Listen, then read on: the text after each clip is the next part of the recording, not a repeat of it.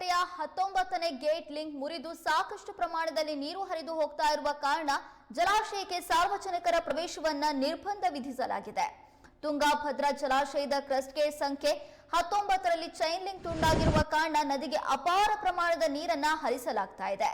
ನೀರಿನ ರಭಸಕ್ಕೆ ತುಂಡಾಗಿರುವ ಭಾಗವೂ ಕಾಣ್ತಾ ಇಲ್ಲ. ಕೊಪ್ಪಳ ತಾಲೂಕಿನ ಮುನಿರಾಬಾದ್ ಬಳಿ ಇರುವ ತುಂಗಾಭದ್ರಾ ಜಲಾಶಯದ ಕ್ರಸ್ಟ್ ಗೇಟ್ನ ಚೈನ್ ಲಿಂಕ್ ಶನಿವಾರ ತಡರಾತ್ರಿ 11 ಗಂಟೆ ಸುಮಾರಿಗೆ ತುಂಡಾಗಿದೆ. 105 ಟಿಎಂಸಿ ಸಾಮರ್ಥ್ಯದ ಜಲಾಶಯ ಸಂಪೂರ್ಣ ಭರ್ತಿಯಾಗಿದೆ.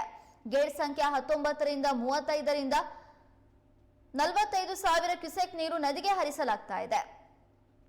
ಉಳಿದ ಗೇಟ್ಗಳಿಂದ ಸುಮಾರು 75 ಸಾವಿರ ಕ್ಯೂಸೆಕ್ ನೀರನ್ನ ಹೊರಬಿಡಲಾಗ್ತಾ ಇದೆ. ಹೆಚ್ಚಿನ ಪ್ರಮಾಣದಲ್ಲಿ ನೀರು ಹರಿಸಿದ್ರೆ ಮಾತ್ರವೇ ಗೇಟ್ಗೆ ಏನಾಗಿದೆ ಎಂಬುದನ್ನು ನೋಡೋದಕ್ಕೆ ಸಾಧ್ಯ. ಆದ್ದರಿಂದ ನದಿ ಪಾತ್ರದ ಜನರು ಹೆಚ್ಚಿನ ನಿಗಾ ವಹಿಸುವಂತೆ ಅಧಿಕಾರಿಗಳು ಸೂಚನೆಯನ್ನ ನೀಡಿದ್ದಾರೆ.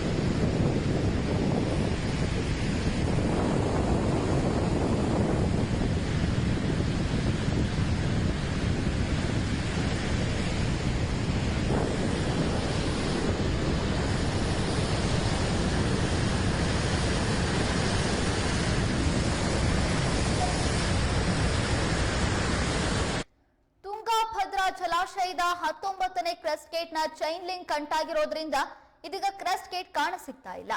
ಆ ಹಿನ್ನೆಲೆಯಲ್ಲಿ ಅಪಾರ ಪ್ರಮಾಣದ ನೀರು ಜಲಾಶಯದಿಂದ ಹರಿದು ಹೋಗ್ತಾ ಇದೆ. 19ನೇ ಕ್ರಸ್ಟ್ ಗೇಟ್ ಓಪನ್ ಆಗಿರೋದ್ರಿಂದ ಬರೋಬ್ಬರಿ 60 ಟಿಎಂಸಿ ಅಡಿ ನೀರನ್ನ ಖಾಲಿ ಮಾಡಿ ಅದಾದ ಬಳಿಕ ನಾವು ಕ್ರಸ್ಟ್ ಗೇಟ್ ಎಲ್ಲಿದೆ ಹೇಗಿದೆ ಅನ್ನೋದನ್ನ ಪರಿಶೀಲಿಸಬೇಕು ಅಂತ ಅಧಿಕಾರಿಗಳು ಹೇಳಿದ್ದಾರೆ. 20 ಅಡಿ ನೀರು ಕಡಿಮೆಯಾದ್ರೆ ಮಾತ್ರ ದುರಸ್ತಿ ಕಾರ್ಯ ಕೈಗೊಳ್ಳೋದಕ್ಕೆ ಸಾಧ್ಯ. ಹಾಗಾಗಿ 60 ಟಿಎಂಸಿ ನೀರನ್ನ ನದಿಗೆ ಹರಿಸಬೇಕಾಗಿದೆ. ಇಲ್ಲದಿದ್ರೆ ಕೆಳಭಾಗಕ್ಕೆ ಇಳಿದು ಏನಾಗಿದೆ ಅಂತ ನೋಡೋದಕ್ಕೂ ಸಾಧ್ಯವಾಗೋದಿಲ್ಲ. ಒಂದು ಕ್ರಸ್ಟ್ ಗೇಟ್ 60 ಅಡಿ ಅಗಲ, 20 ಅಡಿ ಉದ್ದ, 48 ಟನ್ ಭಾರ ಇರುತ್ತೆ. ನೀರಾವರಿ ಇಲಾಖೆ ಉನ್ನತ ಅಧಿಕಾರಿಗಳು ಈಗಾಗಲೇ ಬೆಂಗಳೂರಿನಿಂದ ಹೊರಟಿದ್ದು ನೀರಿನ ಹೊರಹರಿವಿನ ಬಗ್ಗೆ ಮಾಹಿತಿಯನ್ನ ನೀಡ್ತಾ ಇದ್ದಾರೆ. ಹೊರಹರಿವಿನ ಪ್ರಮಾಣವನ್ನ 1 ರಿಂದ 2 ಲಕ್ಷ ಕ್ಯೂಸೆಕ್ಗೆ ಏರಿಸಬೇಕು.